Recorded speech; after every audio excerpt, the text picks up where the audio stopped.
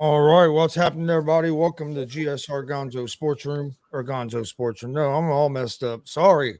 Welcome to the ASAP Afternoon Blitz. Gonzo Sports was with. That's tonight. My bad. Pull it together. Get it together. Let's go. Welcome to the Afternoon Blitz. I'm Chris Gonzalez, joined by Jay McLevin. A lot going on. MLB opening day was yesterday. About all the teams play again today. There's a few teams that have the day off, but most of them play again today. Then you have the women's Final Four tonight, men's Final Four tomorrow night, WrestleMania this weekend. So it's a packed weekend, Jay. How are you doing on this Friday? Man, mixed emotions. Obviously yesterday, the Astros in opening day took on the Chicago White Sox at home. Dylan Cease versus Framber Valdez. Both starting pitchers certainly did not disappoint. Neither one of them gave up a run. The game was actually decided in the bullpens, and it is what it is, man. We took the loss 3-2. So it is what it is, man. We're starting out like we did last year, 0-1, but I think we'll right the ship. Hopefully, we right the ship and go to 1-1 tonight, and then we go on from there. But yeah, it was a sad opening day for me, man. Obviously, Frankie was busting my balls. Mickey's in the post I see over there talking about the Astros. So, typical day. But I want you guys to know, Frankie, good win the other day, by the way, on the Giants. Congratulations on your opening day win. I think that's probably the first time they played an opening day in New York, I think, in quite some time. So, congratulations. Yeah, my Reds got beat 5-4. We don't play today. We don't play until tomorrow. But they're our relief pitching kind of let us down a little bit, which wasn't terrible really, because it was 4-4 or we were down 4-1 in like the fourth, fifth inning. We tied the game up 4-4. Then they kept it until later in the game from getting 5-4. But Reds had so many times where they had runners on bases and didn't cash them in, and that just kills you. The first inning of the game, they had runners, I think, on second and third with maybe one out or no outs, got 0 runs out of it. If you score there, that can change the whole momentum of a game, especially in the first inning. Didn't get no runs out of it there. Then there was I think 3 other innings that they left runners on in scoring position, and it's just hard. It's hard to win. Yeah. It's hard to win games in Major League Baseball, no matter what team you're playing. Whether you're playing the Pittsburgh Pirates or the Houston Astros, if you leave runners on base, it's going to be hard to win the game if you leave runners on base 3 or 4 innings out of 9 innings. Right. Yeah, I'll tell you, I feel the same way. I was proud, like I said, of my Astros pitching staff. There were several times where, they had runners where the bases were loaded. And matter of fact, one of them was with Framber Valdez. The second one was Hector Neris. And both situations where bases were loaded, they were able to get strikeouts and get out of the innings. So even though we took the loss, I was really glad to see how our pitching staff played. And so that kind of gave me hope. The only thing, and Frankie was quick to notice and point it out, was I felt like when Presley came out in that ninth, or I think it was either eighth or ninth. It must have been the ninth inning. Yeah, top of the ninth. When he came out top of the ninth, that's when they got that 2 runs off of him. Or they got the home run. I think it was off of him. He just didn't look right. Presley something about him just did not. Frankie thought he might be hurting. I just felt like he looked awkward on the mound for some reason. So. And ultimately, it came to fruition that he just didn't have location. He didn't have location of his pitches, and of course, he left one up. And Rob Scott will tell you, Rob Scott was watching it. Presley left one up, and when he left that one up, it was supposed to be a breaking ball that was supposed to dip down. Well, it never dipped down; it just stayed up. I mean, of course, when you leave it up like that, it's a small park, so the ball went and did what it did. And of course, we did try to come back in the end. Rob Scott, you saw that, man. I got nervous. I did get nervous when Yordan Alvarez. Man, I got nervous. I was like, "Oh shit!" Hey, look, your boy know names now. Oh, y'all done messed up now. I know baseball a little bit. I was gonna say Rob Scott was watching some baseball yesterday. Yeah, it was amazing, and I have a feeling, Rob. I have a feeling that's going to tell me that you're going to watch throughout the season. I don't think you're going to be a one-time guy. You know what? I will say this. As a guy who's tried watching baseball before, as I mentioned, I watched baseball and when it was that 05-06 when the Sox won. You know, I saw Greg Plume hit that home run in the 14th inning. I saw that. And I'm like, man, baseball is cool, but it's so slow. Yesterday was action-packed. You know, seeing Pena, you know, steal that base and, you know, watching the bases being stolen throughout the day. Like, I just heard an interesting stat that there were more bases stolen yesterday than home runs hit. And that hasn't happened in a while. Like, hey, you see your boy quoting baseball stats, baby. Hey, and it warms my heart, Rob. It literally lights a fire in my loins. Yes, Lord. You're actually watching baseball. Hey, Rob, and I think you're going to see more of that. I think you're going to see more of that now as the season goes along because literally the games are being shorter. I saw a track on that where the games yesterday were 21 to 27 minutes faster or shorter. The games were 27 minutes shorter than what they typically are. So I think you're going to see more of that action. I think you're going to see more of the quicker games. And I think you're going to see, I think as it goes along, you're going to get more into that. And not to mention, I think this is something that nobody's mentioned. I think the pitching clock is going to make you respect pitchers more. Because pitchers are calling their own plays now. They're not just waiting on the back catcher. They're calling their own plays from the mound because they see what's going on. So now you get to respect the pitcher a little bit more and their attention to detail in the game. Yeah, as a matter of fact, speaking of that, Ohtani was doing that. He was the first one to do that. He had up on his shoulder right here, he had the little thing where he could, you know, put what type of pitch he was going to do. Now, it didn't really work at the first because the catcher was having a hard time getting the signal in, so they had to do like 2 different mound visits. So, you know, I think it's going to be a process. I think it's going to probably take about a year or two for it to really become truly, truly effective.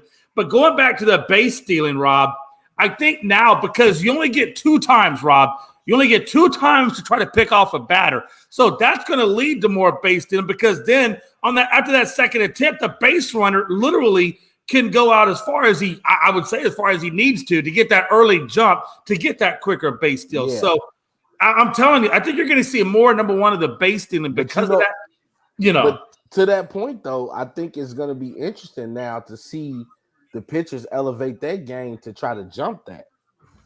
You know what I mean? To say, like, you gotten out as far as I need you to go for me to get you out. You know what I mean? And it was just an interesting game yesterday. Jay, I think they took one of your ideas. I know they're watching the show. You know, watching us here, GSR, Unscripted, Rob's 2 Cents, ASAP Sports Network. They're watching us, baby. And Jay, they took your idea. Did you notice that in the game, they were talking to, I think, one of the second basemen or one of the shortstops during the game. You know what I'm saying? Like they did for the All-Star game. And, you know, picking his mind. That was beautiful. And I'm like, this is the stuff you want to see during baseball. Like yesterday, I was like really intrigued, Gonzo. Like I was really intrigued with baseball. And I'm like excited to watch. I saw the Cubs game too. It was a great game. You know, I called that Judge was going to hit all rise for our boy Aaron Judge. You know what I'm saying? And, hey, but to that point, Anthony Price chimes in saying that, you know, Aaron Judge is going to get more home runs becoming the pick. No, that's not necessarily true because, again, if you know how to pitch to Judge, you know how to get out of that. He let that ball hanging. Look, I saw that home run, and I knew it. I knew the minute when it came out of his hand and it wasn't dipping, I was like, yep, he's going to clock that one. And what did he do? He clocked it. I said, you cannot give a man like Aaron Judge a ball in the middle, halfway up. You can't do that. That man's going to clobber it every damn time. No. And that's how you know, a lot of people. And it was the same thing with Jordan Alvarez. Ball, but it didn't break. He left it hanging. I think he tried to throw a slider. That's what I'm saying. And I don't think it never that broke. slider, because remember, his first 3 or 4 pitches were like 100 miles per hour. You know what I'm saying? And they were stupid fast. And he was throwing that fastball. The moment he tried to throw the slider, I think he came in at 92 mph. And Alvarez said, "Oh, you're gonna leave it hanging like that? That's out the park." You know what I mean? And look, you see me, Jay? You see me picking up on it, Gonzo? You see me? Hey, but and also I want to point out to your point, Rob, too, and this is what you're going to see. This is what's really going to be interesting to me is how umps are going to control the game. And I'm going to tell you how. If you saw the Mets game, when Pete Alonso was on first and what was that dude's name? I can't think of the names I read off, McGreer or something like that. He was McNeil. When McNeil was at the plate, he hit the ball, but it went foul. And Pete Alonso wasn't getting back to first base quick enough. So the umpire gave the batter another strike because he didn't get back to the basin quick enough. Yeah. So I think you're going to, and of course, then a big fiasco. Managers are coming out. Everybody's getting all up into this stuff. Nobody could understand why a strike was called. A strike was called because, and they told you in the rule book, you got to get back to the base quickly or you will be awarded a strike. And people, I guess they thought they were bullshitting, and the umps are calling it. And I'm telling you, with the new rules in place, to your point, Rob, you're going to see a much faster paced baseball game than you normally would. Now, it might be a little tricky, but I think when we get into the second month of the season, everybody's going to be now used to it, and then you're going to see it. And I think the defense was shining yesterday as well, because I got to see it. I got a chance to see defense played on the side of baseball, especially with Houston versus that White Sox team, because I think White Sox 7 times got hits and had the bases filled, not bases loaded, but at least had a guy on first and second, and Houston was able to hold them off. But I got to give a shout out to my boy Cease. You know what I'm saying? It was truly Cease fire. You know what I mean? In that White Sox versus Houston game, because I think he only allowed 1 hit.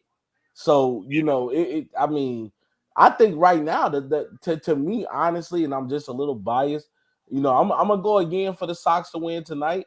I'm a little bit nervous because I think the hitters for Astros might show tonight, but I think, Jay, you're missing like 2 key assets to your team right now. We're missing Altuve and we're missing Brantley. Brantley, I don't think necessarily hurt as well. No, it does. Let me just go on ahead and say no, it does, because we used Yanier Diaz as our DH, and I don't know if you, when you look at his spring training and even last year, his batting average is like 125, bro. You can't put 125 as your DH. and it showed. If you watch Diaz, he did nothing in the DH spot. So that kind of, you're right. I think to that point, it does show, because I think typically what would happen is sometimes they would put Abreu over in that spot, or they would put Brantley. Actually, I take that back. They would not put Abreu. They would put Brantley as the DH. Or Alvarez as a DH. I think those two guys, once Brantley comes back, they're going to wind up flip-flopping. I think on shorter left field. DH is your designated hitter, Alvarez, folks. But DH is your designated hitter, if you guys don't know. Yeah. Hey, listen to this dude. So, no, but to your point, we had Dubon at second instead of Altuve, and then we had Diaz as our DH. And that really does have an impact, and I know they had Altuve. Blue, relax. It's like a damn child. Hey, P, leave me alone. I didn't know, but I know now. I think no, but I agree. I also think what's going to be interesting is how the shift is going to affect affect the season, because now you can't load up on one side. And I think you're going to see a lot more of those little base hits that used to be out. And how's that going to lead to? Is that going to lead to more runs being scored this season than compared to maybe the last few years? Yeah. And is it going to bring back maybe some more of the hit and run and some of the small ball stuff that we haven't seen much of the last few years?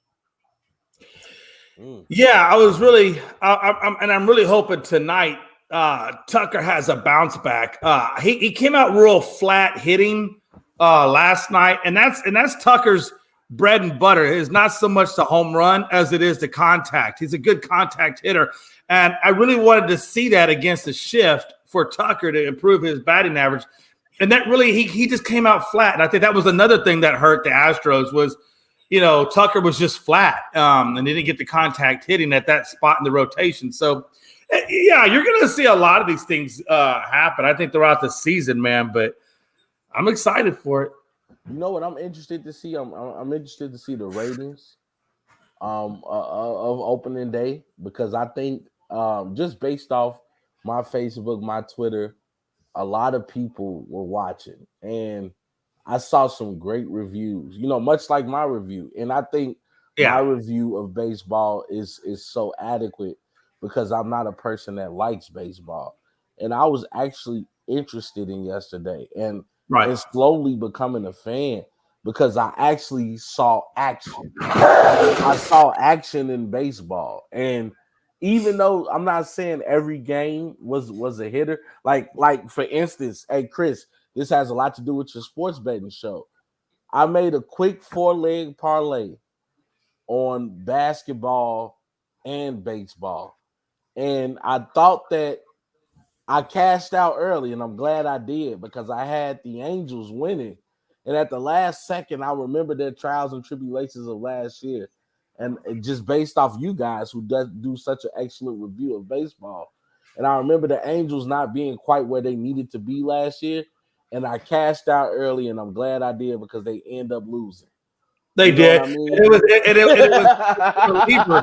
Hey, it was the reliever at the end of the game that wound up costing them that. And I will tell you this though, in that parlay, had you bet with the Angels, that if you're gonna bet on the Angels against the A's would have been the right one to bet. I had the Angels winning, but something especially with Ohtani being on the mound. Yeah, absolutely. Yeah, absolutely. And him having such a great, highlight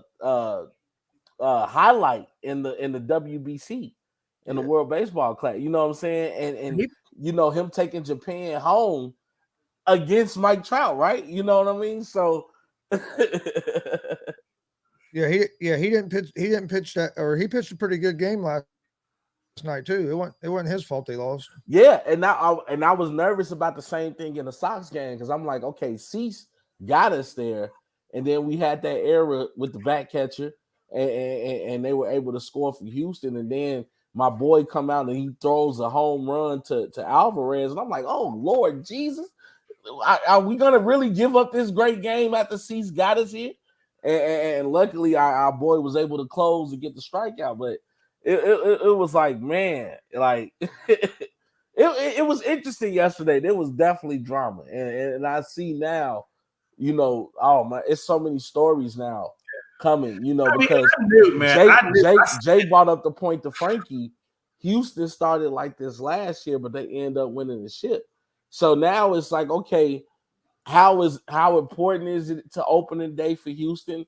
When they get their players back, how great is Houston going to be? You know what I mean?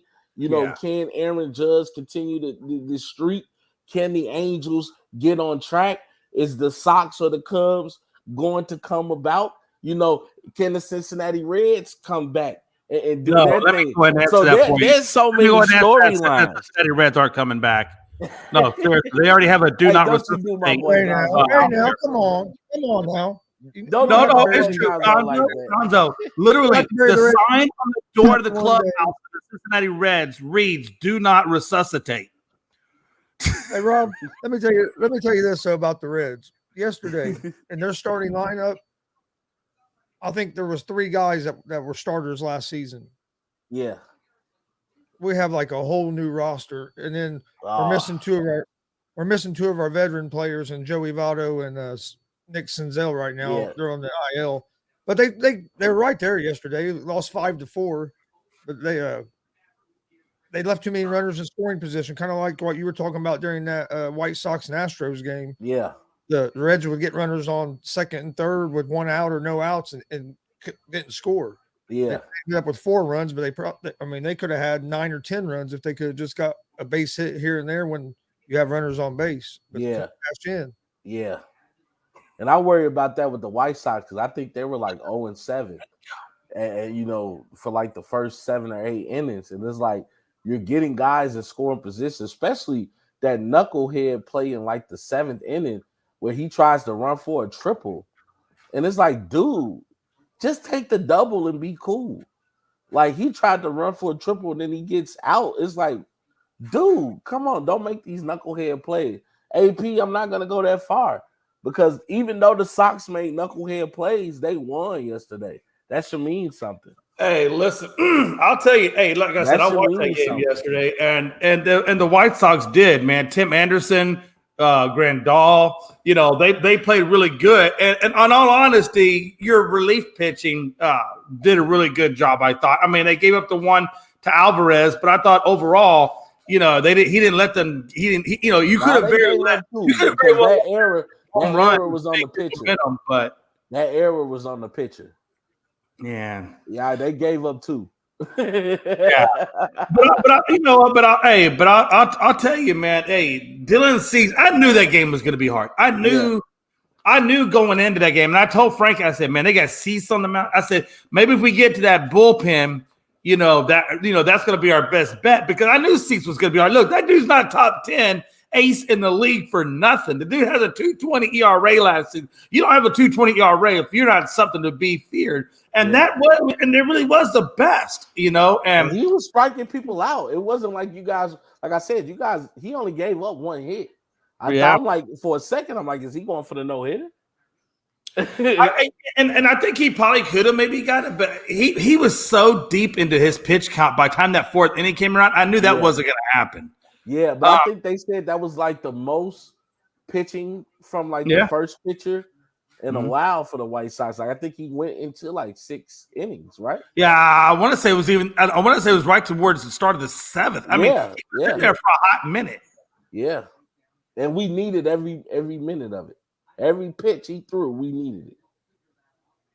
I'll tell you this, man. Hey, I'm looking forward to. You guys got Lynn on the mound tonight, which is he's another good pitcher, and then we got Javier on the mound tonight. So it's going to be another good game. But I do feel better. I feel better about this game than I did going against Cease.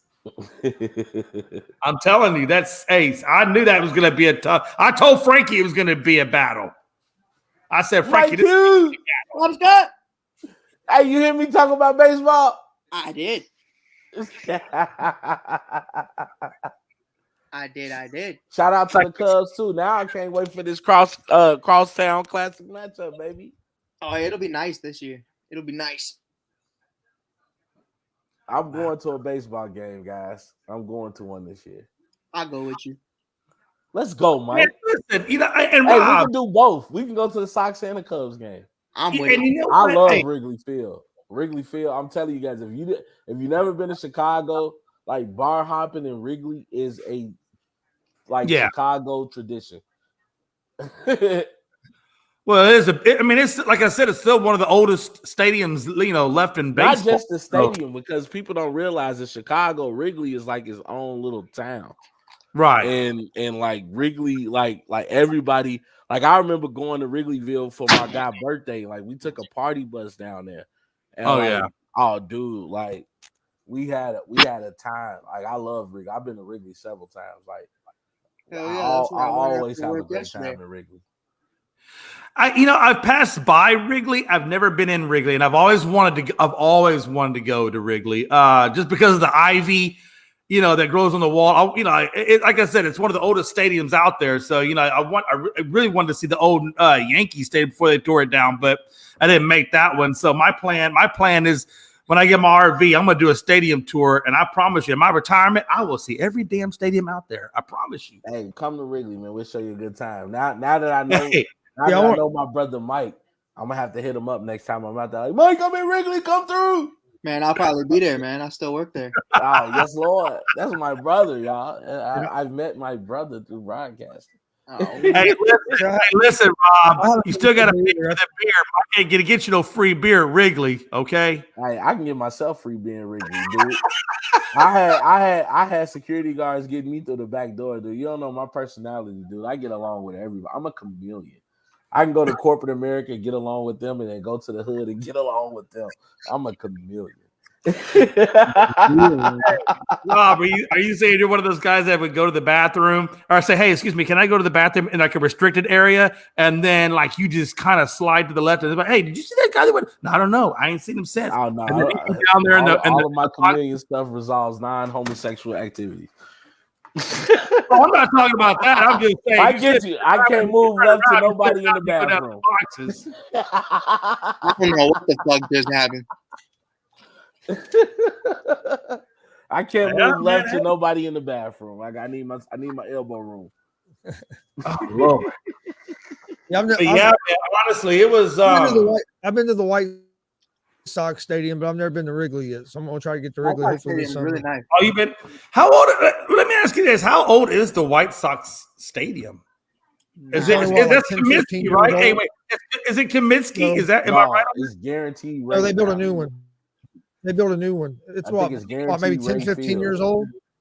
Okay, Like but the old original stadium was Comiskey, right? Comiskey is old school, yeah. Like we still call it Comiskey, you know, just like we still call the Sears Tower. I mean, it's Willis Towers now, but what did they wind up building with Comiskey? Did they tear it down and did it get torn down or no? They just changed the name. They just changed the name and they did some alterations to it, but they just changed the name. Honestly, people don't realize the Sox Stadium is actually by the old projects.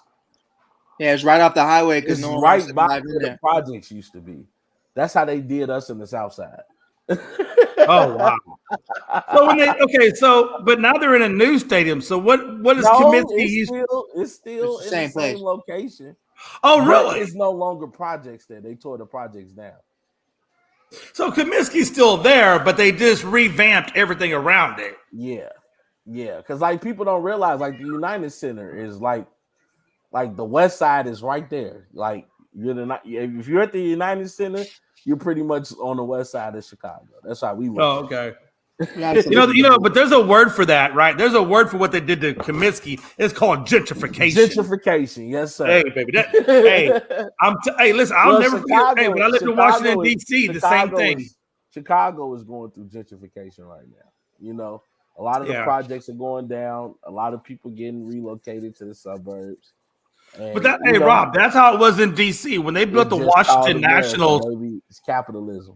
Yeah. Well, when they put the Washington Nationals baseball stadium in D.C., that's what happened in D.C., right? I mean, all the projects and people that lived in the projects, they all went to the Maryland or Virginia side, and it just all went gentrified. All the old project houses got torn down, rebuilt. Yeah, it happens. Unfortunately, that's the downside to gentrification is you do displace people. Unfortunately, but I will say that the Sox Stadium is by a lot of staples in Chicago. Is by like Jewtown and by where the Maxwell's at, all the hot dog spots out there. Like it's still like to us, it's all everything is all good. Like even it's still a historic stadium. You see it right off the E-way. Like you pull up to it. It's always fun to see when the baseball game is going on. You see the bright lights. You can kind of see people in the stadiums. It's always still a good thing to see, especially once you pass Sox Stadium. You're entering downtown Chicago. Hey, Anthony Price. No, I'm tracking that. The Navy base you're referring to is called Navy Yard, and I lived right across the street from Navy Yard, or across the river from Navy Yard, and a place called Anacostia. Now, I know you're in D.C., or you're actually in Maryland, but I know Southeast D.C. of Anacostia, so you know what I'm talking about. Let's not play semantics here about Washington, D.C., sir. Chocolate City, baby. Yeah, we went to. I went to a White Sox game for my little nephew's birthday. That's the only time I've ever been there. It was pretty nice. It was just hotter than hell that day. Oh, I bet it was. It was like when I rode to Chicago, I'm calling. Hey, listen, I'm calling you, Mike, and I'm calling Rob Scott, y'all gonna take me on a Chicago tour of all the great eateries. Dude, it was like July or August, and it was like a 1 o'clock afternoon game, and it was like 100 degrees outside. Yeah. And it gets sucked hot just here because in it was so Chicago. hot. But other than that, the stadium was pretty nice. But I'm gonna get to Wrigley. That's what stadium I've always wanted to go to, just Man, because of the come history. on out, man. Come out to Wrigley, man. We'll make sure you guys have a great time, man. I didn't get a chance to see Yankee Stadium. I saw like because like when you come in, you can see I think Met Stadium, because Met Stadium is in Queens, if I'm not mistaken. So like when I was in New York, I got to see the Met Stadium, but I definitely want to go to the Bronx and see Yankee Stadium. That's my next thing, because I'll be back in New York in September. So hey, Mike, I'm I got a definitely going out question. there. I know. Since I know you're out there at Wrigley, man. I don't even know what he did. Hey, Mike. Does anybody out there ever like try to steal a piece of the ivy to try to grow it at their house? Like, do y'all ever?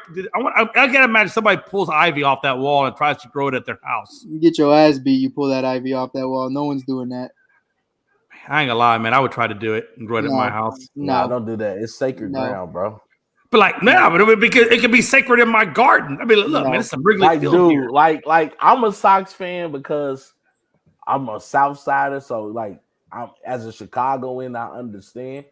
But like if you ask a normal person that's not from Chicago what they associate Chicago with, it's the Cubs and the Bears and the Bulls. No. So it's like, don't touch that. I mean, no, you just can't physically. There's no way you could physically touch it without being on the field. So if Jay were to go and touch it, Jay would be getting tackled by security. Yeah, they're gonna drop. Hey, are you telling Mike? So if I understand this correctly, are you telling me I'd be like that dude at the Dodger Stadium when he tried to propose to his girl and that security guard laid him out? I never saw that, but I imagine. Oh, you need to go watch that reel. That dude went. Hey, he ran out onto the field in the outfield, turned around, got on one knee, pulled out the ring, and was holding. Oh, that's the one. And all you see is this security guard just come to the side, and he laid him out. I mean, laid him out. The funniest one was who was that?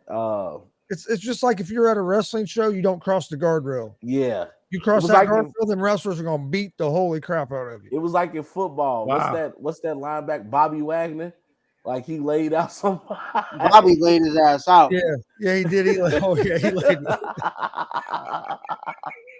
Hey, be careful though, to Gonzo's point.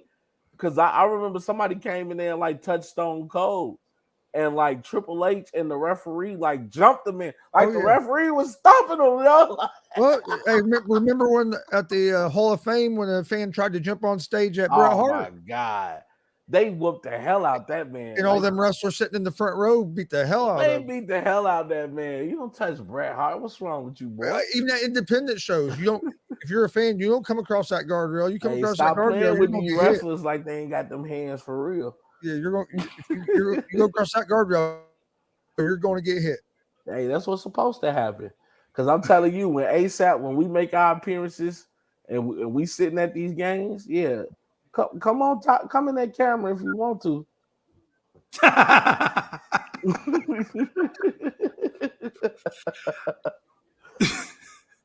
Yeah, that's another thing I want to do. I do want to go to an actual wrestling show, and I think once I move down to Houston, I'll have more of an opportunity because I know that I guess the Toyota Center, or I don't know, is it Toyota Center? No, they don't do it at basketball arenas, do they? WrestleMania or wrestling shows are. They do like regular shows and some pay-per-views in basketball arenas. They just don't do like WrestleMania in basketball arenas. Yeah. They do it in big stadiums. Like if they want to do it big in Chicago, they'll go to like we've had a SummerSlam here in Indianapolis at the where the Pacers play. They'll do a United Center, but it just most of the time it's like at the And I imagine it's because they can't fit the whole stage. Like yeah, we're talking about doing Royal Rumble at Lucas Oil Stadium where the Colts play next year. If they do, I'm getting tickets.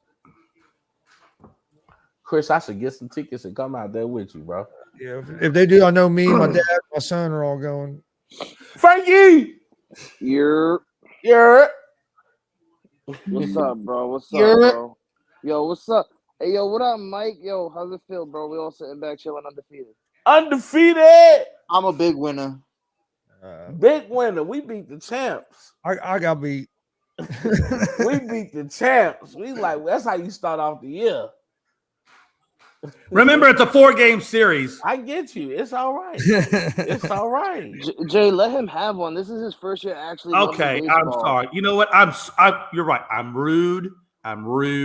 Let me say Hey, all Jay hell. had To me the rolling. no, hold on. All hell to the Chicago White Sox. This is by the way, Rob, and you made up earlier in the show. You made a point, and I'm kind of curious. So now that this was your first time, and I know you kind of put down a review of it and everything.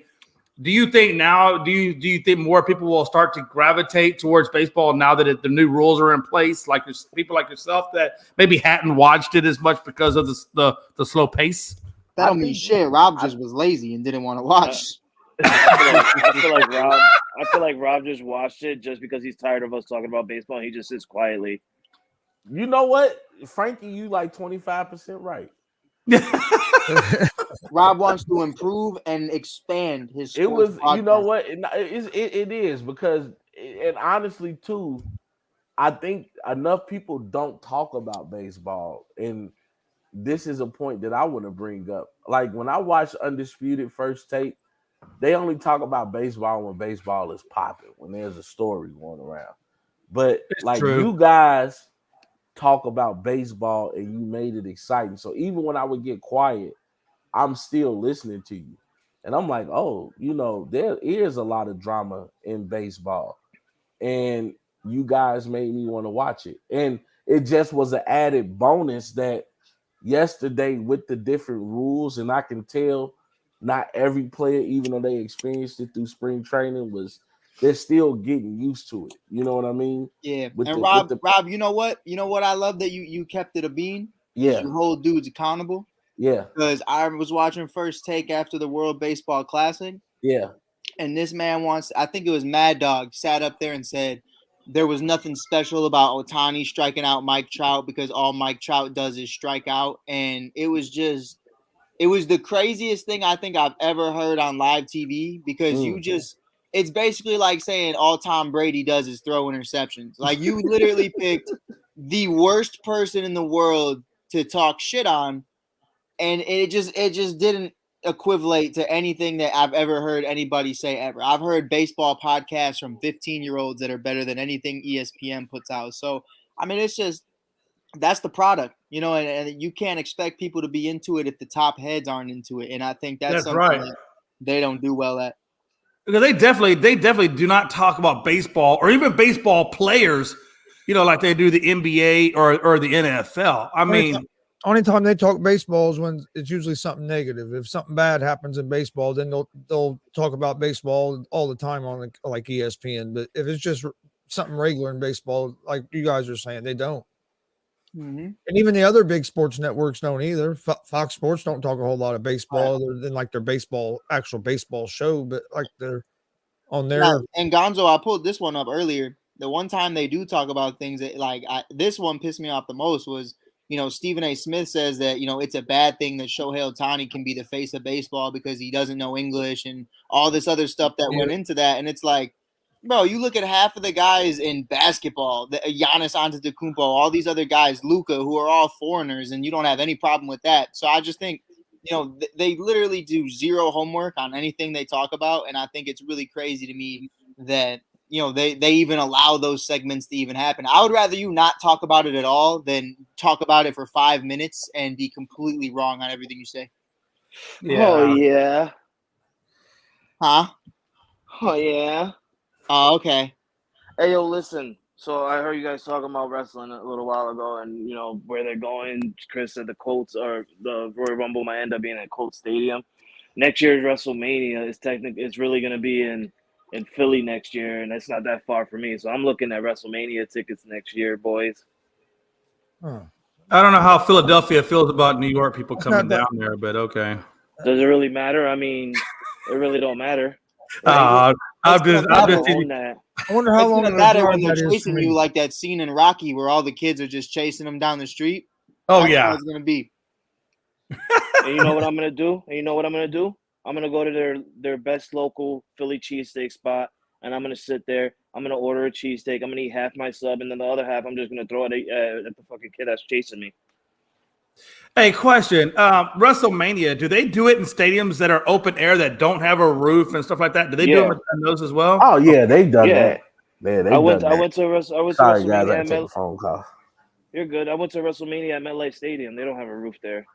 I was just wondering because, like, when they don't have a roof like that, how would they It's do the cold. steel like the cage match? Like, how would It's they do the cold. cage match? No, there's a thing that's like above the ring. If it's like a non-dome, they'll Right. have like some type of display over the ring. That's like when they went to where was I think it was like Tampa or something like that. They built like freaking huge ass palm trees, but like it was able to like just it'll be able to hold a steel cage or something like that. Yeah. They built something above the stadium to hold the Oh, cages wow. and shit.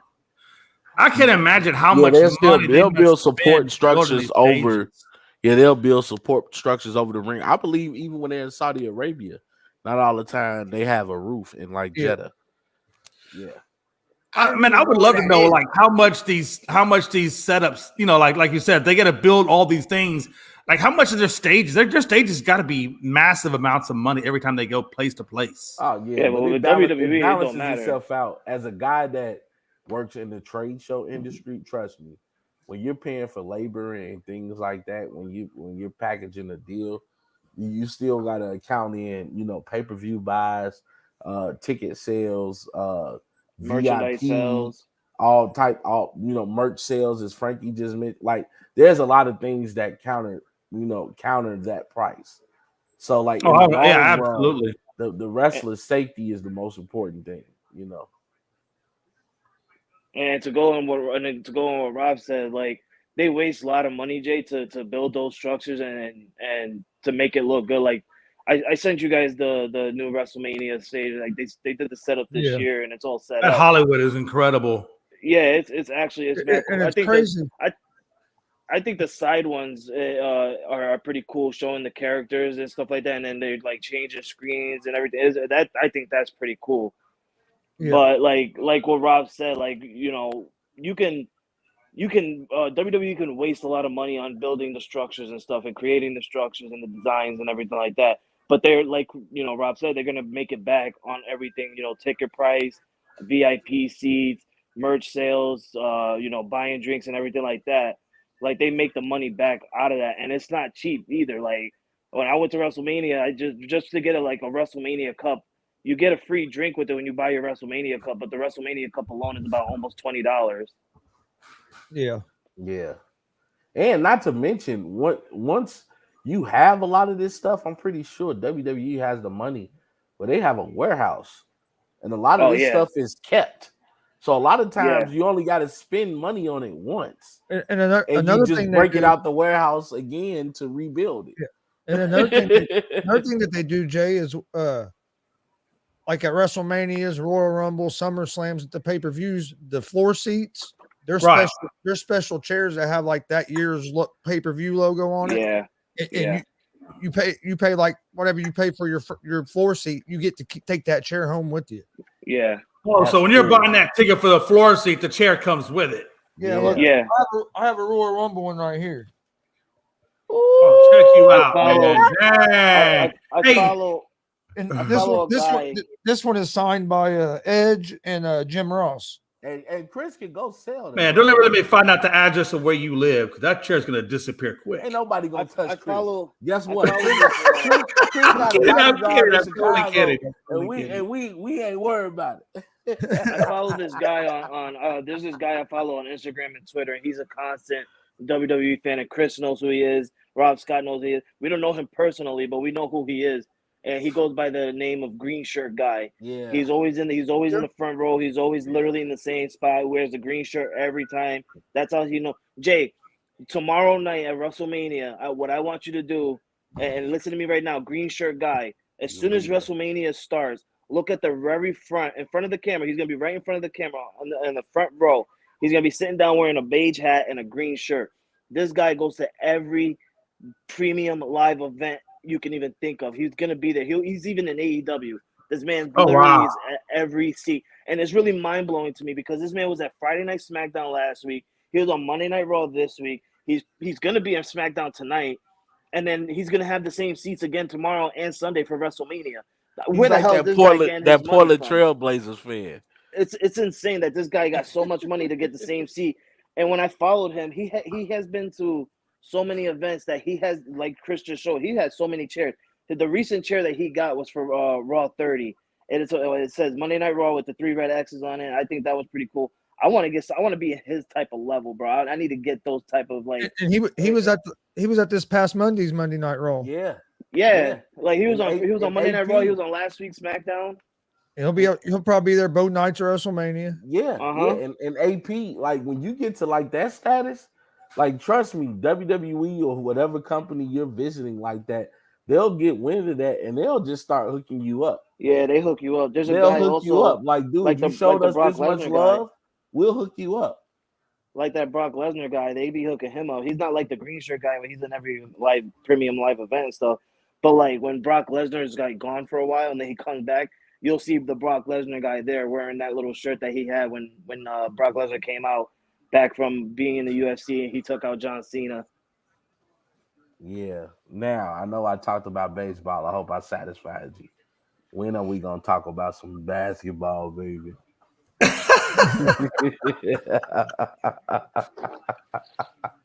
Because there's a lot. I see. Okay, I see what's going on here. See what Rob is telling you is he's not saying he's going to be a full avid baseball fan. He's just going to watch enough to contribute and then move and then get us to move on to something else because he made. I'm gonna watch. I'm watching. No, Rob. If you're watching this sport, so that way you can urge on to something else. I'm okay with that. I'll watch it because I'm telling you something. But them Dodgers look good last night too. Hey, listen. Baseball needs all the fans it can get. It's always good to hear when new people are watching the game. It is. But Rob, we're gonna tell you right now, don't say that the Dodgers look good because they played the Arizona Diamondbacks. They did play the Diamondbacks. And me, Jay, Mike, and Chris can tell you right now that the Diamondbacks are dog shit. That's the one team you can literally go to Jay Ness about and he cannot defend them. That's how trash they are.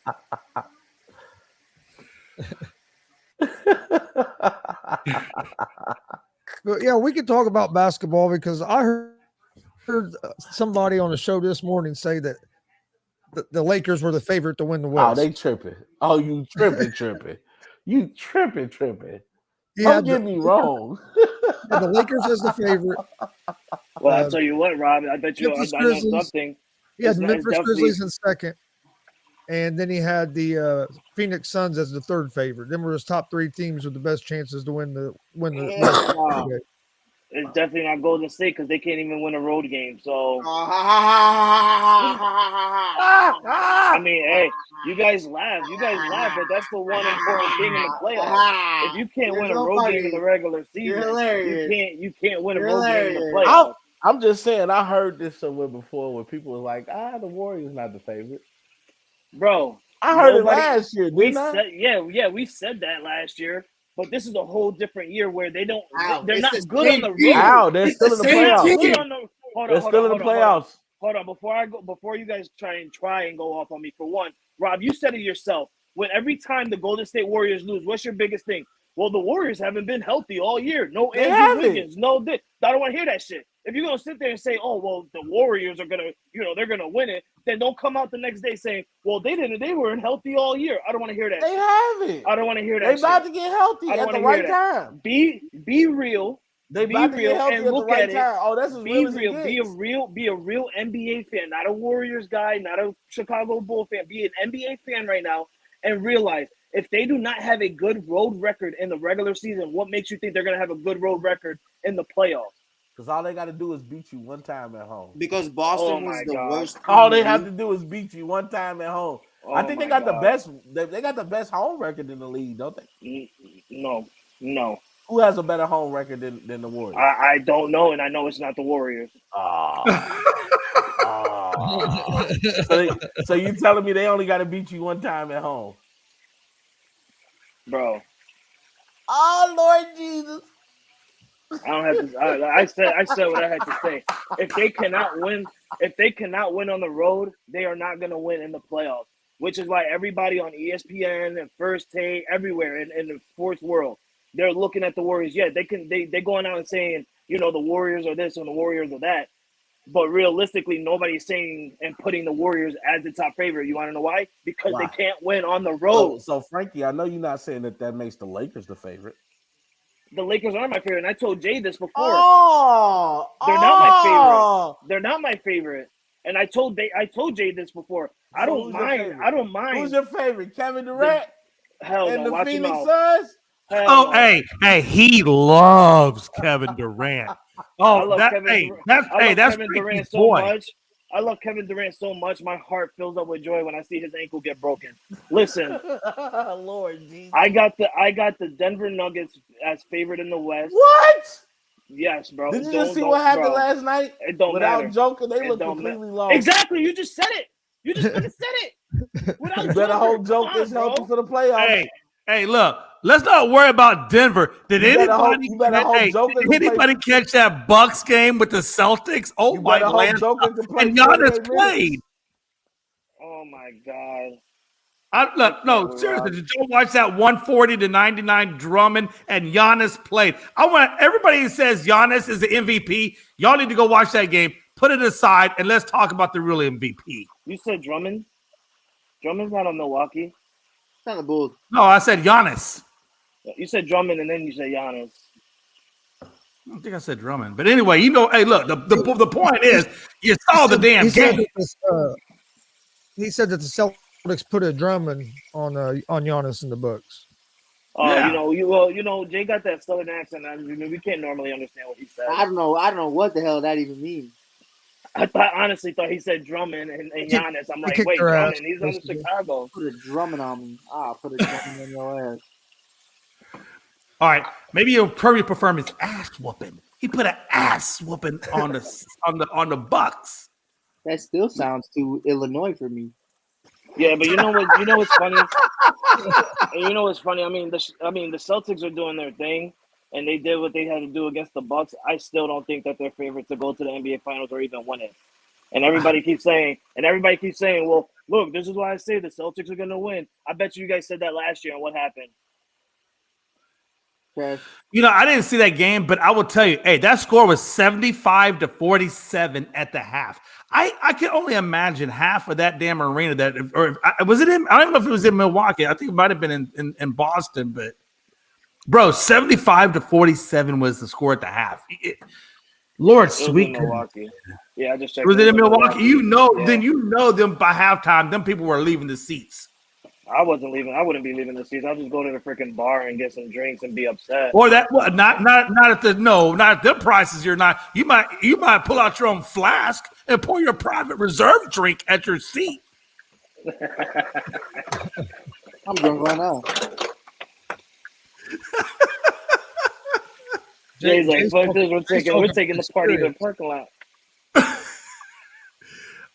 I wonder, Mike, again, I'm going to use you because I know you work at a stadium. I'm curious, if I have a medical card that says I need marijuana as my medication, will they allow you? But I know you can't smoke it there. But if I come in there with some brownies that have the ganja brownies, would they allow you to bring that in? If you have a medical card that says I need this for my medication? Are you talking about Chicago or are you talking about New York? No, I'm using Wrigley Field because Mike works at Wrigley Field, so I'm just using Chicago. Wrigley Field. You just bring weed. Shit, don't bring a fuck about that. I was about to say, and for one, Jay, you mentioned brownies, like they ain't even gonna stop you, bro. You're bringing brownies in. They're not. How are they gonna know that is? How are they gonna know? Dude, I sneak liquor. I sneak liquor in, dude. I had that shit in a water bottle, bro. I'm not. I thought Rob. Hey, well, vodka and water. How would you know the difference? I thought Rob was about to come out and say, "Bro, I sneak licorice in there." I thought he was gonna say licorice. Like, what? Like you can't buy licorice in there? Hey, listen. Hey, Melanie got mad because, and y'all tell me if I was right or wrong. So we went to Bible study Wednesday night, You're wrong. And yeah, you're wrong, dude. Already, you said Bible study. I probably am. Listen, I went to Bible study at the church. And I had a McDonald's cup, but I had Jack and Coke in the McDonald's church? cup. Oh my God! Yeah, in you're definitely church, wrong. Bro. Don't even keep going, Jay. That's definitely wrong already. You're so wrong. I can see if you said wine or something. You know, that's Don't even- Hey, listen. Hey, look. When they go and like you said, when they do communion, I just bring my own substance in there. That's all. wine Oh turned my water into God. wine, not Jack. Hey, listen. They didn't know about whiskey back then. That's insane. Hey, they didn't have the right distilling process to make whiskey back then. They had to do with what they had, which was grapes. Listen, God looked at you and he told Jesus, listen, when he's ready to come up here, he's going to have to stand in front of the gate for a week. Listen, the day I meet Jesus at Judgment Day, it's going to be a long day. Y'all better pack a lunch because it might be a week-long event. Nah, Jay, you not doing that. Hey, let me But break no, out some seriously though, religion man, on y'all, boy. All sin and have come short to the glory of God. Don't be turning into the Wow, Reverend. Don't be turning into the Reverend. You were just going wild. Right? You gotta I want to go to hell, Rob Scott. No, you don't. That's We're what already in Biggie it. said. Biggie We're said all already the in bad You bitches in hell. Don't listen to what Biggie said. Biggie said already it though. living in Biggie hell. said it. Yeah, Biggie. Biggie, can't you see? Around my like a body. Well, don't say that. Biggie. So what do y'all think about Anthony Richardson? I guess they were saying that he was impressing at his NFL Pro Day. Trash. I think he was. Oh my God. This What Right, personal. AB. I don't like the personal pro days. Honestly, I really don't like the personal pro days. You know, Oh, like, I'm tracking. I'm tracking. They're so I scripted. can't. They're so scripted. Not only is it scripted, Chris, but like it's just. Not accurate. Thank you. Yes, that's what the word I was looking for. Yeah, it's not accurate. Like, come Yeah. on, Hey, bro. Frankie, can I ask you a question?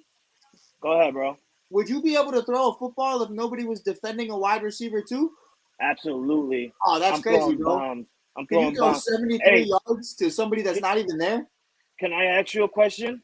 Oh, what's up? Who did that a couple years ago and then ended up being one of the trashiest quarterbacks in the NFL? Mitchell Trubisky? That's one. I was gonna say Zach Wilson. Oh, same white guy, different name. Hey, I thought it was interesting though. So Richardson at his pro day throws the last of his 45 passes or whatever. He holds up his index finger. He runs towards the Gators logo, and if he gets to the Gators logo, he does some kind of backflip or some kind of round backflip. I'm like, okay, hurt yourself if you want. Somebody let did you know that. quarterbacks athletic now. Jace, watching the combine, somebody did that right after doing the little wide receiver little route ring, and like he caught the ball and he started running down to the end zone. Everybody's chasing him and stuff, and he did a backflip, and he literally landed on his head doing the backflip. And I'm just like, you're just so stupid. Why are you doing that? I would never. Yeah. Can I give you a hot take? Oh, I'm about to get killed for this. I don't think Bryce Young's gonna be that good in the NFL. I agree with you. I don't think he's gonna be that good in the NFL at all. Oh no. Speak on it though. Speak on your feeling. I just think it takes an incredible person to be that size to be a quarterback in the NFL, and I don't see Drew Brees in him. I don't. Rob, I think my bigger problem is you didn't even have success in Alabama. Speak on it, Mike. I mean, everybody in Alabama has success. Baker has success. Jalen Hurts had success for the 5 seconds that he was there. A bunch of guys, Kyler Murray, a bunch of guys who have gone through the doors, even if they didn't play that long there, have success. And Bryce Young was just kind of there. Word. Mac Jones went undefeated and won the national championship. Word. Yeah, Mac Jones' fat ass walked through the doors shirtless, acting like nothing happened. Like Playing with the best talent in college football. Alabama gets the best talent there is, and if you can't win with that, what are you going to do in the NFL? It's gonna be a problem because you're not going to have all that talent probably on your team. Half the quarterbacks I named probably didn't go to Alabama, but you know what? Leave me alone because I've been up since 3 a.m. So a few of them didn't, but we got your point. Yeah, you know what? And you know what? Matter of fact, I'm gonna double down. Yes, they did go to Alabama. Who? All of them. Who asked? Let me ask you this. Okay, so Rob Scott, Yeah. Hey, Rob. So that's your opinion on Bryce Young, which I understand. You got some valid points. What's your opinion then on C.J. Stroud? I think he's gonna be just fine. What'd you say, Rob? I think he's gonna be just fine. Oh my Lord. So then, if you're drafting in your Carolina, obviously, I guess you're taking Stroud. I would take CJ. I would trade the pick. I would take CJ. I will take an offensive lineman. Oh, hey, you know what, Frankie? I'll do you one better. I would take Jalen Carter right now and buy him a track hawk. All right, here's my hot take. I think the Panthers are going to take Richardson with the number 1 pick. Oh, and I hope they do. I pray to God they do. Ooh, hot takes all around this some bitch. Hey, here's my sad take. You get stuck with Levis. Oh, you bogus. I don't think we'll take. Well, I hope we don't take a quarterback. No, I honestly though, if I'm telling you right now, Levis is going 4 I'm not to you. looking at Bryce Young. I know Skip You know Bayless what? try to hype these guys up. If Skip Bayless likes you like that and you're young, I'm not trusting you. You know what? Since 'Cause I everybody's saw coming how out with a much he crazy loved hot take, Baker Mayfield, and I knew Baker was a bum. And I don't know. I just think a lot of people are overlooking CJ. And I think CJ showed something that most college quarterbacks didn't show: consistency. oh, I thought you were gonna say below the waist. No, I But yeah, think that he too. was consistent throughout the year. I knew what I was going to get out of CJ. I knew what I was going to get out of him. And CJ's the one that played with Georgia, correct? Yes. So how come? And listen, I don't know the true answer to this. I'm just asking as a real person.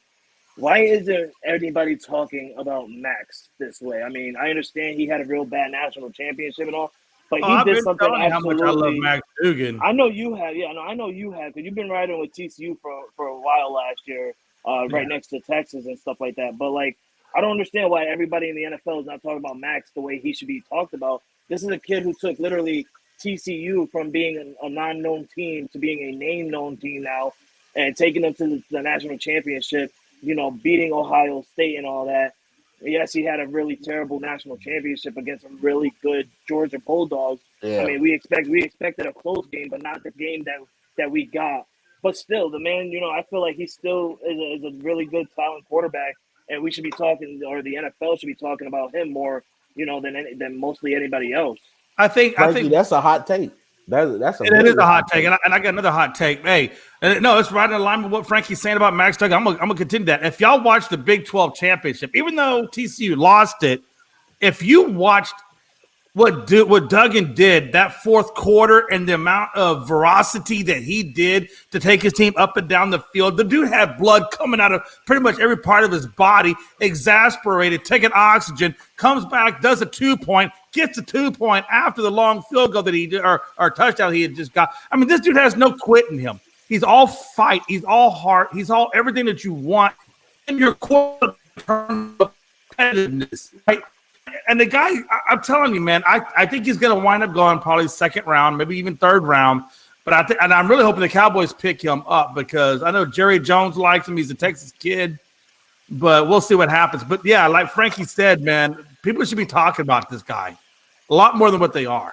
Yo, listen, hey, Jay, maybe people are not like talking that. about him because he might be one of those surprise pick in the draft. Brock Purdy. Maybe they don't want to bring notoriety to him so they can grab him.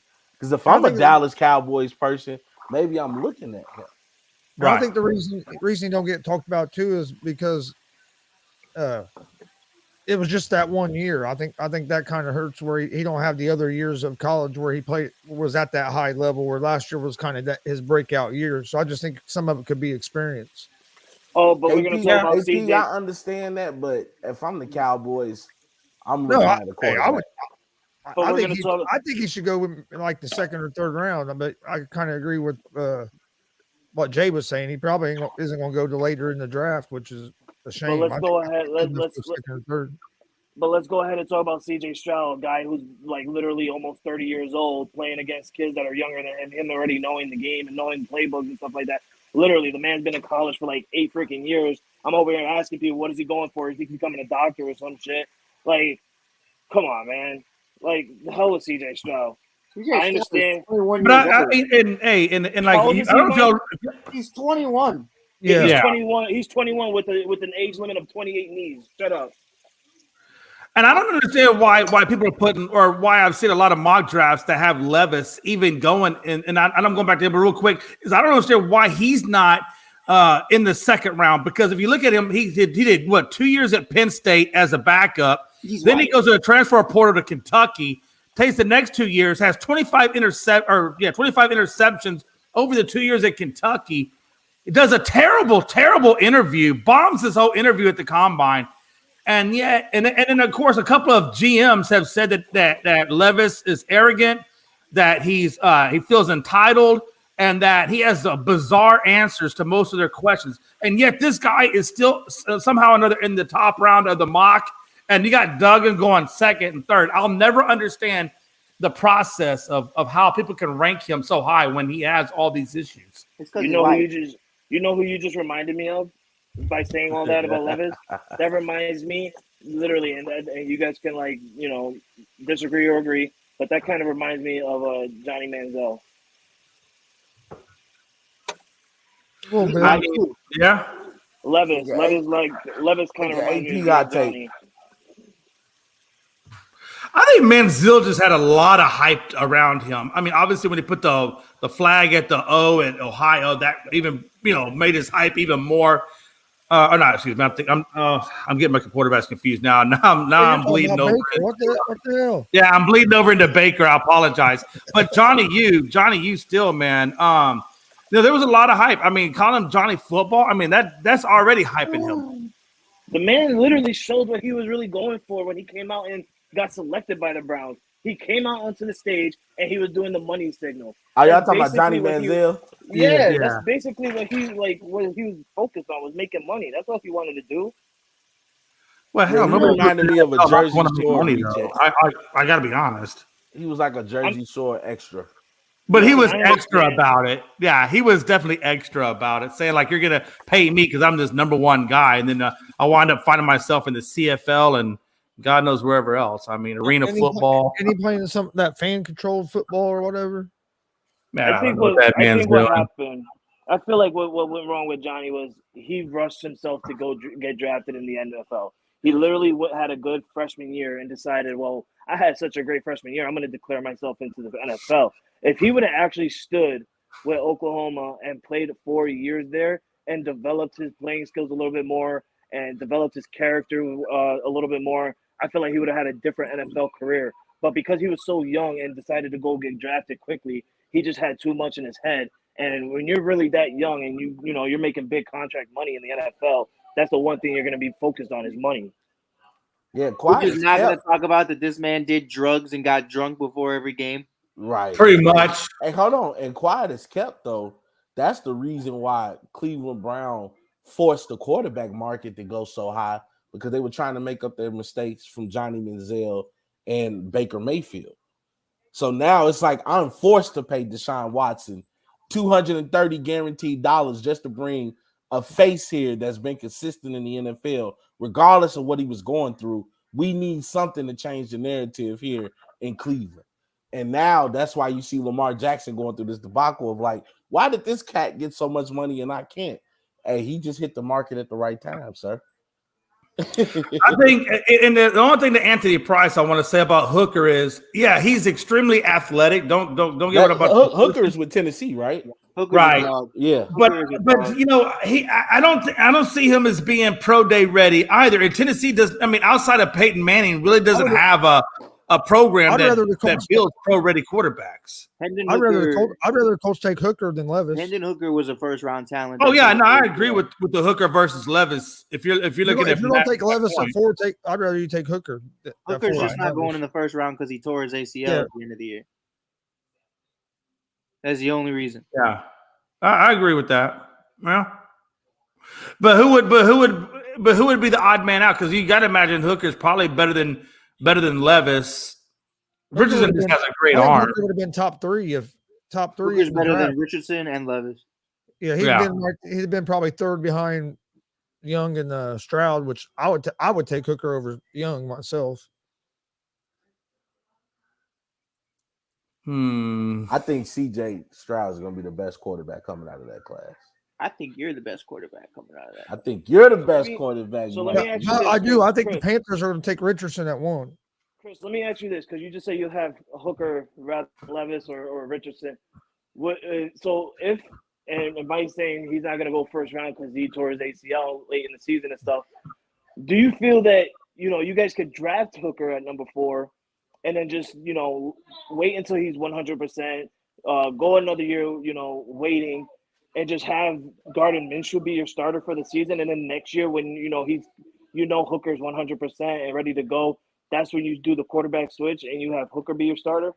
Yeah, that's what I think. I'd rather them do that than take Levis, because I think Hooker's the better player, and I think you're going to start, even if you take Levis, you're going to start Minshew this season and probably Levis next season. So I agree. I'd take Hooker at 4 over Levis and then start Minshew. You brought him in for a year.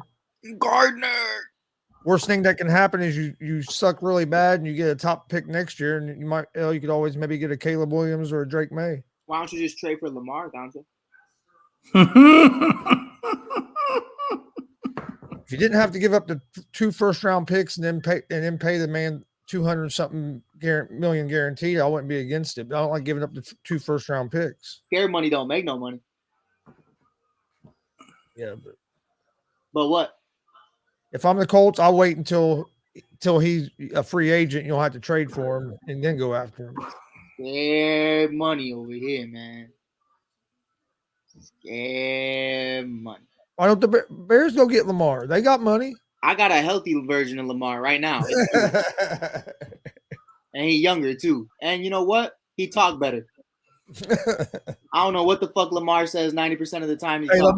Lamar needs to get off Twitter right now is what he needs to do. Lamar got that. Lamar got that. I agree. I agree. Well, I think what the NFL is doing with Lamar is bogus, but at the same time, Lamar Jackson is not helping himself. And I do start to understand the value of having an agent. Like, I get you feel like you can get a deal on your own, but as I always tell people, in corporate America, especially in those type of exclusive clubs, there's a certain language you have to know how to speak. And people hear that and they're like, well, I know how to have a conversation with people. You gotta learn. No, it's different. Having a conversation with people is different when it comes to understanding business. It comes to understanding compromise. When it comes to understanding lingo, it's lingo I've heard in corporate America that I've had to go Google later. Like, what the hell did he mean when he said that? And I'm like, oh, you know what I mean? Yeah. And it's a learning process. And not to mention, you're not exclusively free. You're free, but with a catch. It's like we still own you, but you're okay to go get a better deal on your own. But with that being said, you can't go get a better deal on your own because you can't go talk to these teams because now it looks like collusion. Now it looks like tampering because you still belong to us technically. So Lamar Jackson got to bite that bullet to go get an agent, man. I honestly, I never would understand why anybody would give the fully guaranteed over the non-exclusive, or not the fully guaranteed, excuse me, the exclusive versus the non-exclusive. I would never give exclusive. Why not use a non-exclusive to see what the market really is for the guy rather than putting the fully guaranteed on there? And plus, you got to pay him more. To me, it just seems like it's more beneficial for the club to do the non-exclusive than the exclusive. Well, isn't he still on his rookie contract? No, he's way past being a rookie. What is he on? The second contract, right? That's his second thing. Yeah. I know it's not. He's not that deep into his contract situation. Listen, Rod, he was supposed to get a contract extension last year, but they franchise tagged him. Right. Okay. Right. And then he was going to get one again this year, but the man turned down a $200 million guarantee contract, and then got hurt. Didn't do nothing for Baltimore. Didn't help them get to the playoffs. And Baltimore said, "Well, hell, we're not going to go over $200 million because look what the hell happened." So they went less. Well, and now Lamar Jackson. Well, if y'all still here, I will. The thing is, they can I will franchise be they can back. franchise tag him again next season. Exactly. I'll be fine. Which I honestly I think it's absurd because I feel like the NFL should have a rule where you can't use a franchise tag on the same player for more than like 2 years It is. because You can that's only just use it twice. You can only use it twice. right. So, on right. So if they franchise tag him one more time, that'd be absurd. I still think twice is too long, especially for a running back. What I say? Nothing, Mike. Nothing. I just made sure. I just thought you said I thought you said more than twice is just too much for being a quarterback. But Oh no, running back. all right, Yeah. my bad. I got the positions wrong. No, it's all good, bro. I think he did too.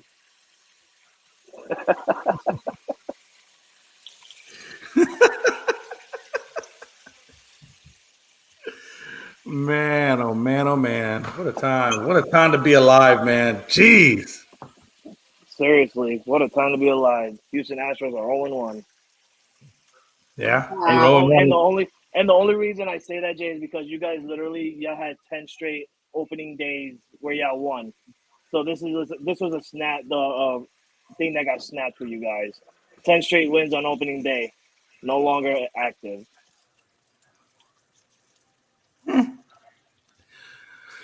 We'll be all right. You know that. I know that. I mean, I know you guys will be all right, but I have been telling you all offseason to look out for Seattle. Right now, Seattle's sitting on top of your division. I ain't worried about no damn But Seattle. hey, Give listen, them a it's couple of it's days. game They'll be one. where they belong. It's game one. We have 161 more games to go. I'm just right now it's just the Cubs are better than you guys. That's all. Looks like OBJ might be going to the Jets. Oh my God, Chris. We're talking about baseball. Don't be talking about some bullshit like that. Nobody cares about a team who's literally right now the only team in every freaking sport to have the longest drought in playoffs. The Jets. My bad, Frankie. I know you're waiting on New England to pull the trigger on either Odell or Hopkins. I'm not even. You know what? At this very point, I've lost it. I honestly lost it. I've been sitting by my phone for a couple of days, seeing my Twitter go up. Oh, this team signed this person. This team signed this person. I'm just like, okay, let me look up DeAndre Hopkins, see what's going on with that. And it's just the same news every day. And it's just at this point, I'm just like, whatever. If it happens, it happens. If it doesn't, whatever. You know what the good thing is? It's Friday and it's WrestleMania weekend. Exactly. Hall of Fame tonight, baby. Rey Mysterio going into the Hall of Fame. My sexy girl, Stacy Keibler. Stacy Keibler going into the Hall of Fame. The great Muda going into the Hall of Fame. One of the great referees, Tim something. I forgot his last name. I think it's like Martin or Anderson or something like that. Going into the Hall of Fame. Then you got that one old guy who had a little rivalry with Jerry the King Lawler back in like 1960 something. They want to freaking finally put him in the Hall of Fame because apparently he's so special. Great Muda. Who's that? Stop. Did you see all the hate? Hey, did you see all the hate that he was getting for getting into the Hall of Fame? What, people say didn't deserve it. Hold on. This is the one time I feel like Rob Scott. When y'all talk about the great Muda, and I'm like, who the hell is Muda? I'm not gonna lie, I'm one of those guys. I feel like Rob right now when he watches baseball. He was the guy that originally sprayed the mist. Yeah, he was originally. Yeah, he's honestly he's kind of like he's like the Hulk Hogan, the Stone Cold, the Rock, the John Cena, all those people. He's one for those people in Japan. Like he's all those people in one person in Japan. Oh damn. Okay. He had I'm about to big Google that rivalries when I get here. familiar with him. He had big rivalries And here honestly, with Sting, Flair. Yeah. And that's the only reason why he's going into the WWE Hall of Fame, Like, and me and Chris, you could agree with me on it. This guy deserves to be in the Hall of Fame. He honestly deserves to be in every wrestling Hall of Fame for what he's done. It doesn't matter if the guy hasn't been in a WWE ring or wrestled in a WWE event. For what he's done, he's changed the landscape of wrestling everywhere just by being in New Japan Pro Wrestling and helping these young Japan wrestlers out, and having them be so successful and so great. They're now wrestlers that are in WWE, AEW, Ring of Honor, all that stuff, and it's all because of the great Muta. So that's one of the reasons why WWE has inducted him for all his legacies and stuff like that he did back in the time and back in the day. So going to that question that Chris said he was getting so much hate, I say the hell with those people that hate him, that are hating on him, because they clearly don't know who the great Muta is. Yeah, he deserves to be in the Wrestling Hall of Fame for sure. Well, a lot of people's arguments was, well, he didn't wrestle much in WWE. Well, there's other guys in the WWE Hall of Fame that didn't wrestle much in the WWE. He was part of WCW, which WWE owns, and we've seen other guys get in like that. And he has the legacy he deserves to be in with what he's done. Chris, we have a former president as a WWE Hall of Famer who's technically right now in a situation where he's getting indicted. Yep, that's true. Look, Jay looks all confused and said, "Yes, Jay, Donald Trump." I know who the hell you're talking about. I remember when Donald Trump was and you sent me a while back. You sent me a video of it. So yeah, I'm trying to get Donald Trump was made his WWE appearance. Now that I do know. The Muta, not so much, but the Trump thing I knew. Yeah, you need to go look up some great movies.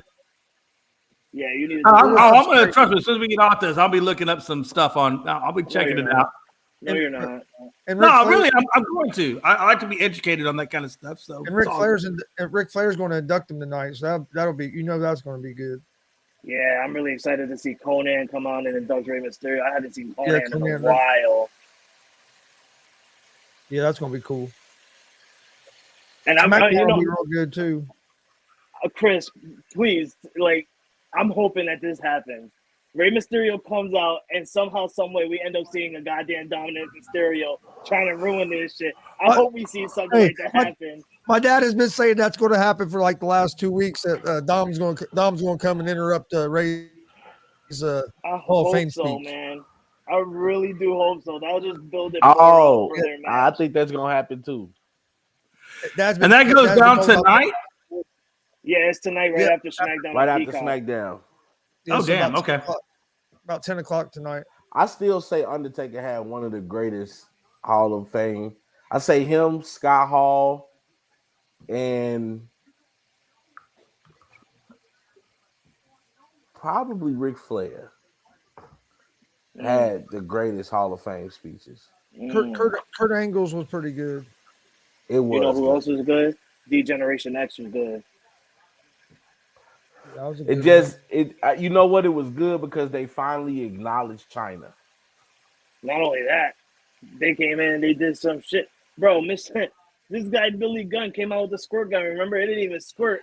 And Triple H is like, it's okay, it happens when you're at that age. Sometimes it just drips off the tip.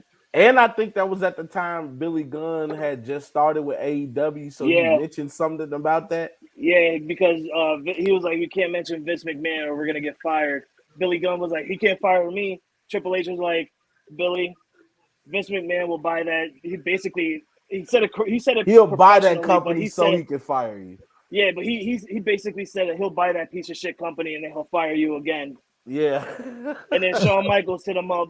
And Shawn Michaels hit him up because he did his speech and he didn't do really well. And for Shawn Michaels was like, it's okay, Billy, you're all in. Took a little stab at him. I like that. Oh yeah, that was a real good one too. Bobby Heenan. Yeah. I you know what? I think the Undertaker's hit so hard for me because I was such a huge fan of him. Oh, that was a good one, and I like the way it was. He was in the ring, walking around. I just being in the stadium like that. That seemed like the way he should have went out. Yeah, in the ring. Hey, Rob Scott. Yeah. Hey, Rob Scott. Yeah. I'm about to pull a Rob Scott. You ready for it? Bye, Jay.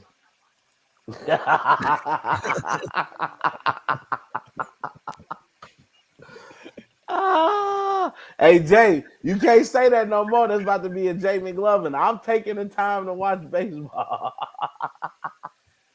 Hey, I'm just saying there are certain things in life that me and Rob have in common, and this happens to be one of them.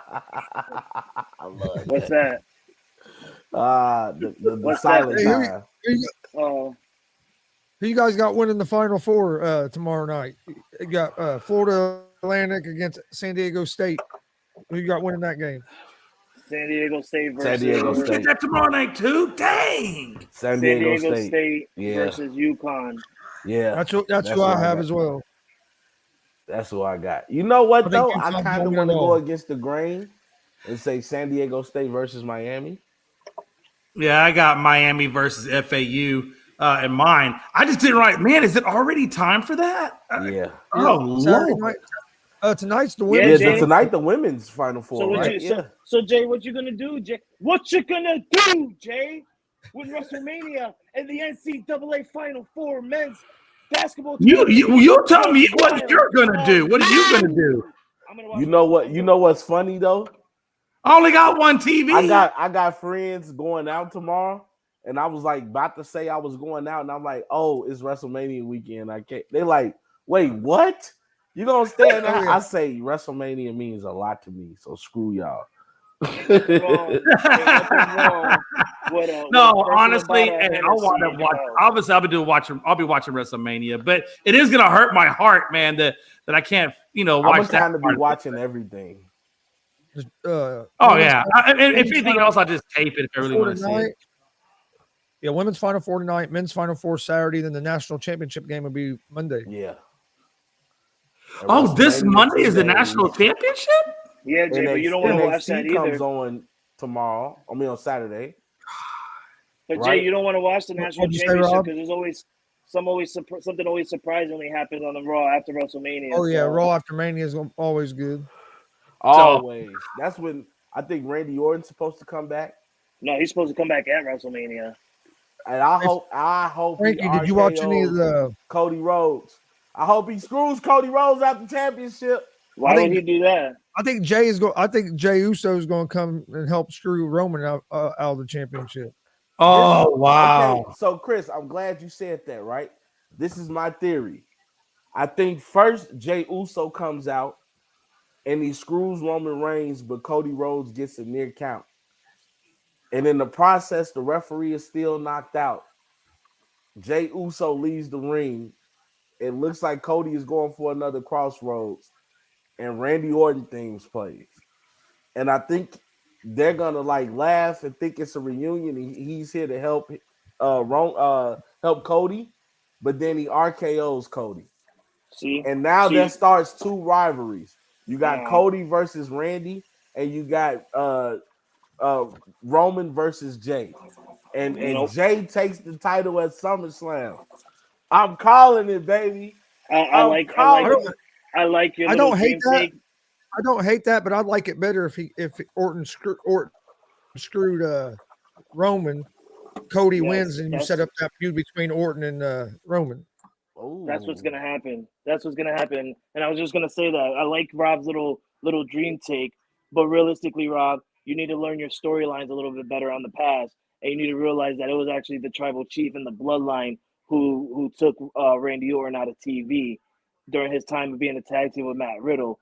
So I wouldn't be surprised if Randy Orton comes out and screws over Roman Reigns and starts a feud again with Roman Reigns, because technically Roman Reigns was supposed to fight Randy Orton at last year's SummerSlam, but Randy Orton couldn't do it because he got hurt. But I do know my storylines, and that's the reason I say that, because now you bring it back. You bring it back like last year's SummerSlam whenever that was, when Jay was going against Roman and Roman was choking out Jimmy to make Jay join the bloodline. And then you got your twist backwards. Jay become a tag team partner with Jimmy again, so that the Usos can be the undisputed champions, tag team champions. He could be the undisputed champion without Jay's interference. And the reason that Sammy keeps bringing up the fact that Jay has always been manipulated by Roman. You got to pay attention to the little details, bro. Don't tell me about wrestling because I'm watching. Don't tell me about wrestling because I pay attention to the details. But clearly, Rob literally just called Frankie a jabroni. But clearly, you're not seeing in between the lines. For one, Jimmy and Jay, if they lose the tag team titles, this feud with Kevin Owens and Sami Zayn is not going to end at WrestleMania. You need to learn that. No, it's not. They're going to try again at the next pay-per-view to try and get their rematch. because Jay's not going to take the pinfall. It's going to be Jimmy. And Jay is going to look at Sammy and nod his head like, I have been getting manipulated. And he's going to come out and he's going to super You've been kick me. riding. Listen, He you're goes just saying that because he you've been goes- riding this Jay Uso shit since No, he's been I getting choked out of Hell I in a do Cell. think Jay's going to cost him. I think because I could see him doing the a rival between Jay and Roman because Jay didn't like Roman at first. And not to Going back to that. Not to mention, during the whole Sami Zayn segment, we saw instances where Jay and Roman was looking like they was gonna get into it again. Like I forgot what Jay said. Like, I don't give a damn what he thinks. And Roman looked at him. Everybody here, who you does talking? everybody here think that, Cody's going to? Everybody here agree that Cody's going to win the title? No, I think Roman retains. Oh, you think Roman Cody retains? wins. I think Cody wins as well. I think Roman retains. I think Cody wins. I feel like Cody wins just because WWE has been just creating a new belt and there's been designs out that the belt is basically already designed for Cody Rhodes. I mean, it could be different. You know, they're still going to design a belt, but I think Cody Rhodes is just going to win. You know, why have this man sign back with WWE? He gets hurt, he wins the Royal Rumble, and then you just don't put the title on him. I mean, Roman Reigns got to get dethroned somehow, some way, and I feel like that time is now. The man's had the belt for too long. I think it is time for Cody and that whole road story. Eventually, Cody does get the title. Like, yeah, we're not gonna bring you here without you having a reward. Just your reward is it now? Really, bro? Come on. Oh my god. Because I think WWE is in a position right now where if either one of those guys win, you don't go wrong, and I think that's the beauty of it. I do think Roman, the whole Roman story is getting kind of stale. I think they need getting life. It's just getting better now, dude. I don't know, man. It's been getting like so. You have the whole Sammy thing. You have a great build up with Sammy. So for one little second, you forgot that Cody even won the Royal Rumble because everybody jumped on the Sammy bandwagon. Now you build up the Cody situation. Think if he loses. I want one of them WrestleMania shirts. And in the process, Jay screws Roman, but Roman doesn't lose. Think of now, you build up a new star in Jay. Because people were already on the Jay bandwagon when they thought that him and Sammy was teaming up. So think about that. In the end, Jay sees that Roman has been doing him wrong the whole time. I just think WWE is in a great position. Now, even if they let Cody win, I think you have a lot of great storylines with Cody that can go going forward, and you give people more of a realistic chance to beat him because it's different than beating Roman. Roman has been built up to this god tier dude. I think if a Finn Balor or somebody of that stature goes against Cody, you give them a chance. So that's what I'm saying. Right now, I'm just excited about WrestleMania because you really don't know who's going to lose. I do think that if Jay, in my opinion, and of course I'm just new to this, but in storytelling, to me, it would seem like it'd be better if Jay screwed over Roman while he was fighting Cody Rhodes to kind of put a division there to create that side storyline and also have Cody Rhodes win, which creates that storyline. You can have multiple spinoffs within the bloodline and Cody Rhodes to get the new champion. That could just be a whole plethora of a whole decade of storylines, honestly, that you could take off of that. Yeah, you can build a storyline of a rivalry between Roman Reigns and Jey Uso, not by Jey, screwing over Roman and causing him a match, but basically by Jey Uso and Jimmy Uso coming out and they didn't get their job done, and Roman Reigns still loses, and then next Roman Reigns starts blaming Jimmy and Jey Uso, and then that's when the rivalry starts happening. I don't think. Yeah, that's a good point too. I mean, again, that's a good point too. That's a great point. Even if that's what I'm saying, it's time for Roman to lose it. I think it's time for Cody to take it. But that bloodline story can still continue to develop in all kinds of ways, right? I mean, they're in a great position right now. I think right now, I think Sami Zayn WWE is thriving. I think Zayn Chris? I'm sorry. I think Sami Zayn and KO are gonna beat the Usos. I want to see the bloodline win everything, dude. I'm not gonna lie, but I think you're right though. I think you're right. I think the time for them Dude, to win is hey, now. I want one of them Wrestles. I want one of them new shirts, some WrestleZania shirts. Yeah, I think the time for them to win is now. I won't lie. I think it doesn't hurt the Usos to lose. You know what I No. mean? Because the Oh, it Usos doesn't. have kind of already people already look at the Usos as one of the greatest tag teams to ever wrestle. So them losing, especially to a great team like Kevin Owens and Sami Zayn, we're talking about two dudes that have, abilities to be the champion. Kevin Owens being the champion before. So yeah, man. I think that's actually gonna be like a very sleeper great match. Because we're talking about four guys that know how to put on a wrestling clinic. It's gonna be a great. I'm excited about. People keep saying that this WrestleMania is gonna be a dud. Like Pride said that. I'm like, how? How can this WrestleMania is actually pretty exciting? Yeah, him I saying agree. NXT Stand and Deliver is going to be better is just wild to me. I'm like, That what are you literally talking about? Pride lost a little bit of credit. Like he lost a little bit of credentials from me for saying that. Yeah, I haven't I been think this it's excited about WrestleMania since 30, dude. Listen, everybody's so excited about Sami Zayn and Kevin Owens versus the Usos or Roman Reigns versus Cody Rhodes. The one match that I'm excited for and is catching my eyes. Rhea Ripley versus Charlotte Oh Flair. yeah. These women yeah. are about to tear the house Yes. down. That Oh, I'd match, love to see Charlotte Flair win that one. that match Nah, also. Charlotte Flair's not gonna win. Yeah, As much as I think love Rhea's Charlotte gonna Flair, win. I'm a huge Charlotte Flair fan. But No, right it's now, time for Rhea to win. the way Rhea's been getting built It's up time and for shit, Rhea to win. and she lost to Charlotte Flair in Last WrestleMania. WrestleMania. No, not last WrestleMania. She lost her during the A couple COVID years ago. WrestleMania. Yeah, during Oh, COVID. the bubble, the 2020 Yeah, WrestleMania. Yep. yeah. Charlotte wasn't in WrestleMania last year because she was hurt.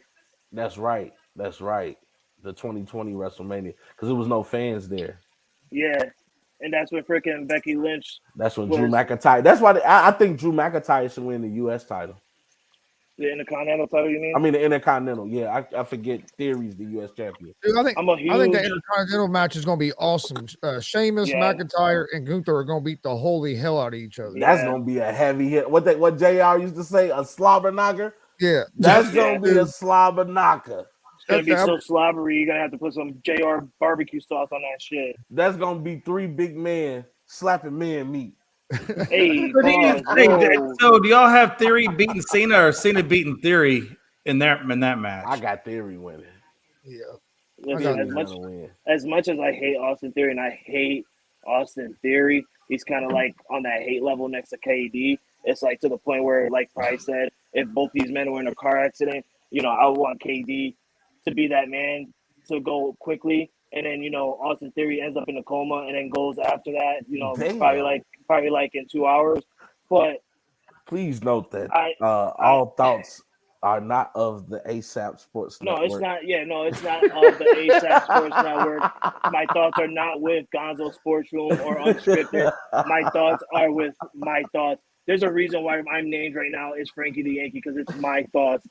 Just know that, everybody. It's not based on our networks, but I as much as I hate this dude, I'm gonna have to go with Rob and Chris and say that Austin Theory wins. I don't think that John Cena is gonna get the title just because one, he's old. I feel like they're just having Austin Theory face him to just get over a hump and look pretty good. It's gonna be a hell of a match. It honestly is. Yeah. But I was going to ask you, why even have John Cena come back? Because he is older. Why even have John Cena come back just for one match? Well, because he's hold still on, a big just draw. say his name, Jay. He's still a big draw. Say his name. John Cena? That's why. Jay, that match is happening. He's such a big one, draw. Go ahead, Frankie. No, I was gonna say he's coming back for just that one match, and it's starting WrestleMania off, and yet I send you guys the picture. Austin Theory and John Cena basically are posterized for night one, and that's not even the main event. That's how much That's how much it means to Austin Theory and WWE. Yeah, when he's at a show, he's still one of the top merch sellers. I mean, he's still he's still a name, and it'll help get. And they're using him to help get Theory over even more. Right. Let me ask you this: Would The Rock ever make an appearance in a match again, or do you think that? He has. Huh? I think it just matters to The Rock right now. It's time. He always is gonna have a love for wrestling. There was rumors he was going to this year, but yeah, you got XFL. it was supposed to be movies that he's doing, Fast and Furious, and all that stuff. Like, oh, he's not Fast and Furious franchise no more. I mean, Shazam and all that stuff. Well, he wasn't in Shazam, but It's Black Adam. You know what I mean? Like, he has a lot going on. Like, a lot going on. And yeah, it almost be hard for him to even it's prepare not for even just wrestling him matches. in the movies. He has a production company, so he might have movies coming out of his production that he's not even in. You know what I mean? Right. So yeah, like, and that was the one reason, Jay, is he was supposed to make a surprise at the Royal Rumble. He was technically scheduled to win the Royal Rumble and To go fight and challenge Roman Reigns at WrestleMania. You know, just because of that tribal chief shit. He's the head of the family. We all know The Rock is truly the head of the family, but like, but what a lot of people don't realize is that The Rock is not Anoa'i. Like, he's through the Anawais, but he's of the Mayaviya clan. yeah, You know what I mean? yeah. And a lot of wrestling fans, like him and Roman, are cousins. So he's technically part of the Anawai family, but he's there through the great High Chief Peter Mayaviya, who was married to an Anawai. You know what I mean? So Are these real people or just wrestling stuff we're talking about? These are real people. Wrestling lineage. Okay. Those Samoans you see, like the bloodline, Roman Reigns, the Usos, they're part of, like what Rob said, they're part of the Anai family, like the Rakishis and them. They're part of that family. But The Rock alone, he's part of the Maiviyas because of High Chief. The only reason he's a Maivia part is because of his mother, and the reason why the Roman Reigns is Otani and stuff like that is because of the Wild Samoans. And see, Jay, Solo Sikoa and the Usos, them are Rikishi's sons. Yeah. Really?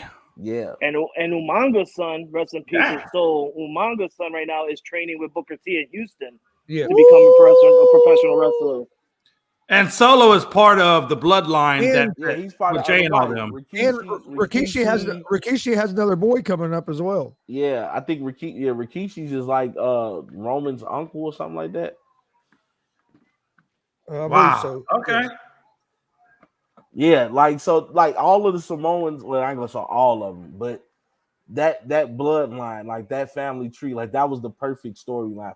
Because though you have certain sacred families, like you have the Flair, Hart Foundation, you have the Von Erichs and things like the Hart Foundation.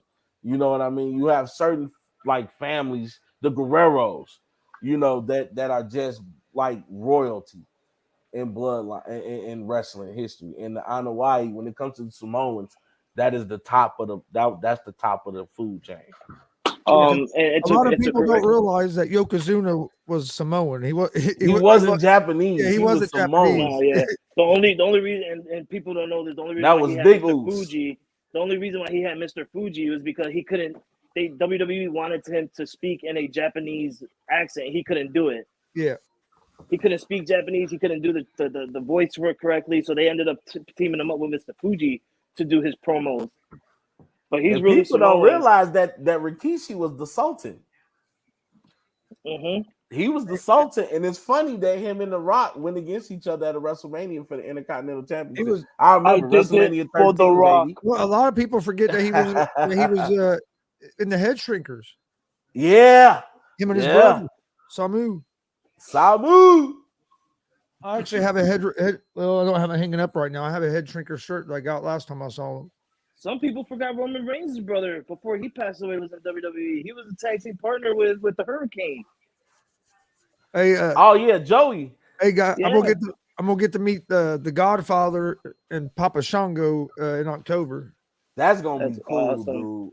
Like, that's awesome. I was just watching an interview on him. He had me rolling.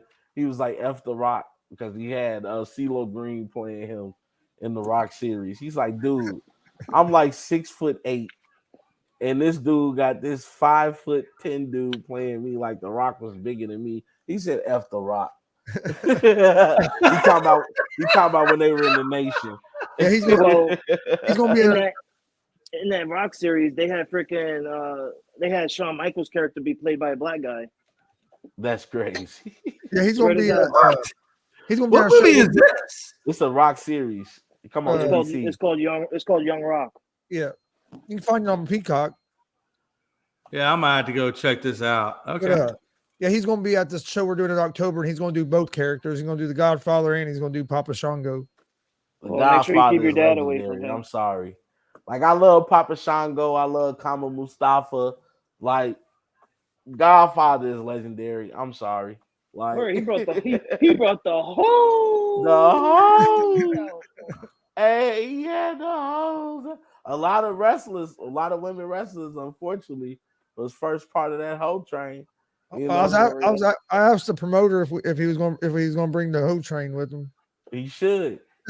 That's legendary, dude. Hey, all you heard was wow. Next weekend, next Saturday night, Kurt Angle. Next Saturday night, Kurt Angle, Buff Bagwell, and Rikishi. Hey, the Rikishi, man, like that dude, man. Rikishi is that dude, man. Chris, if the Usos my friend that runs this wrestling promotions, he's real good friends with Rikishi. He's real good friends with that family, with Solo and all of them. Oh, that's cool. I heard he got a fourth son that's about to wrestle now. Yeah. Yep. He has another son coming up. I'm sorry, I didn't hear him. I'm excited about this is what I want you to do. Chris, this is what I want you to do, okay? For one, I want you to go to Kurt Angle, and I want you to ask him, how did it feel to lose his last match to Baron Corbin? And then two, if the Usos lose tomorrow night to Sami and Kevin, I want you to ask Rikishi, how does he feel to be the father of failure tag teams? Hey, you know who they should do a reunion of? The Main Event Mafia. Rikishi would knock me out. Angle would probably, I don't know why he would do it at this point, because he couldn't pick me up and slam me. He'll straight up answer your question. Yeah, Kurt Angle might actually make a joke out of it, because he's like on this comedian thing right now. I was there to put him over, and it pissed me off, man. It really pissed me off, because I actually was there for that match, and I seen that match, and I got really upset that Kurt Angle lost. Man, I bought a Kurt Angle shirt, and I was wearing it. I was hyped, and he lost. What the hell? Why am I sitting all the way in the high seat, getting cold and shit, getting smacked in the face with a win, just to witness Kurt Angle lose to Baron Corbin? Wow. Hey, you know what though? You can live with knowing that in his prime, Baron Corbin couldn't see Kurt Angle. Oh, that's a true fact right there. In his prime, Kurt Angle, I'm talking about 3 eyes, intensity, integrity, and intelligence. I'm talking about that Kurt Angle. He's talking about main event mafia, Godfather type Kurt Angle. Hey, when he used to put the mouth guard in. Remember when he put the mouth guard in? HCW Kurt Angle. Hey, that's ankle lock Kurt Angle right there, baby. Ain't nobody ready for that Kurt right there. Hey, Main Event Mafia, hey, I still say one of the funniest segments ever was when Booker T was Black Snow. Oh, my God. He's Black Snow, Booker T with the butt. Oh. Did you guys watch any of the Impact pay-per-view last night? I did not. It was last night. I did not. It was pretty good. What's going on in Impact these days? I watched some of it with my dad. It was pretty good. There was a guy on there, Ace Austin. He was on there, and we've seen him a couple times here in Indiana shows. The last time I went and saw Impact was for Bound for Glory. They had the pay-per-view come over here in Albany, New York, where I'm at, and I went to that show. Cheap-ass tickets, y'all. Cheap-ass tickets. I'm telling you right now. You could get Impact ticket, bro, and it's Bound for Glory, Jay. Bound for Glory for Impact is basically Impact's WrestleMania. That's their biggest pay-per-view. So to go to Bound for Glory, the ticket prices, Chris, you wouldn't believe it. Highest ticket price was probably like $25-$30. I was wondering how much tickets were. I was wondering how much they charged last night, because they were in Los Angeles. They're cheap. They're cheap because they were in Los Angeles somewhere last night because of WrestleMania. It's cheap because they wrestle in like high school arenas. No, Game Changer Wrestling's doing 9 shows this weekend there in Los Angeles. That's crazy. I know a couple guys. I know a couple guys from here from Indiana. They're down there wrestling. They're wrestling. One guy's wrestling 3 matches today. On doing 3 different shows today for Game Changer. That's crazy. I don't mean to take us off subject, but I just want to give a huge shout out to the Sacramento Kings for clinching a playoff spot. Oh my God, you're late. I just wanted to give them a shout out. I want to give them a. No, I get it. I get it. You know, we didn't have a show yesterday because Chris, but I get it. You want to get it to them today. I totally understand. They deserve it, dude. I said it, and I know. Yeah. Dude, Chris, especially got a shot at the hospital. At the doctor's office yesterday, that fucked me all up. Me and Chris definitely talked about this because we knew the impact that DeMontis Sabonis would have, and I knew how great he was in Indiana. And I said when he went to Sacramento, I said, "Holy shit! Like that's gonna help Aaron Fox out so much." And you know, I'm just glad to see they getting that just due. Yeah, congratulations, Sacramento. You made it to the playoffs just so you could get eliminated. Just so you could get eliminated in the first round. Congratulations. Hey, you know what though? But hey, what if they pull a Dallas and take out some top-ranked teams and make it to the finals or the Western Conference Finals? I mean, that's not likely, Jay. That's not likely. I mean, you know why? Isn't like that. I mean, Sacramento don't play no defense. Well, I know that, but hey, you never know in the world of sports. Oh, I know that. I know that. They don't play defense. Ain't no such thing as scoring 130 points in a playoff game. Well, that hey, damn. Ain't no I in team, but there is an I in give me that ball. Facts. Let's Snatchies. let's get the final. Let's go into final thoughts. Can I go first? Go ahead, Jay. Final four. I just want to say I thoroughly enjoyed this conversation all the way until the last hour because I don't know as much about wrestling, so I just feel like I'm just like a spectator listening to you guys. But I will have fun. I promise you, I will have fun tomorrow night when we do WrestleMania. We're gonna have a blast. It's gonna be. I'm going to have some wings. We're going to have some fun. It's going to be amazing. But for the last hour of this show, I've just been miserable. Hey, Jay, that was a great promotion for the watch along tomorrow. But what time are you starting to watch along? 7:30, baby. That's what me and Frankie alluded to. Was that exactly what time it starts, or should we go a few minutes ahead? You think? No, we going at 7:30. 7:30. Oh, then 7:30. There you go. So I'll have the link out at 6 o'clock. Eastern. It starts at 8 Eastern. Yeah, so we'll have it out 6 o'clock Eastern, and then the show goes 7:30 Eastern. Mm-hmm. Yeah. I can't wait. Frank? Is my goal? It's your goal. Oh, okay. Yeah, everybody enjoy your weekend. Like Jay said, WrestleMania weekend. You can catch us tomorrow, 7:30. We're going live. First match starts around 8:05. But we're going live at 7:30. Give our predictions on night one on who we think is going to win. We'll also, inform you guys on night one matches. Other than that, enjoy baseball. Got some more baseball today. I'm definitely going to be paying attention to the Houston Astros versus the Chicago White Sox again, because that was one hell of a game last night between them. And to answer that question, Jay, the woman that did the first pitch was Megan Thee Stallion. I trust me. I went and Googled her. I found out she's a Houston rapper. I was like, wow. Okay. Yeah. And Gonzo. I called Frankie when she's getting ready to throw out first pitch, and I'm like, who the hell is this woman? And Frankie's like, I don't know, but Texas has got some hot looking women, and I'm like, yes, they do. Yeah, I think I saw that in the chat. It took me a minute to realize. I'm sitting here and I'm looking and I'm watching. But during the show on Unscripted last night, I realized, and I'm like, oh shit, that's Megan Thee Stallion. She's freaking gorgeous. But I didn't want to say nothing in the middle of our show because we were talking about different topics. I didn't want to go back to that. Yeah, she's a good looking woman, I'll tell you.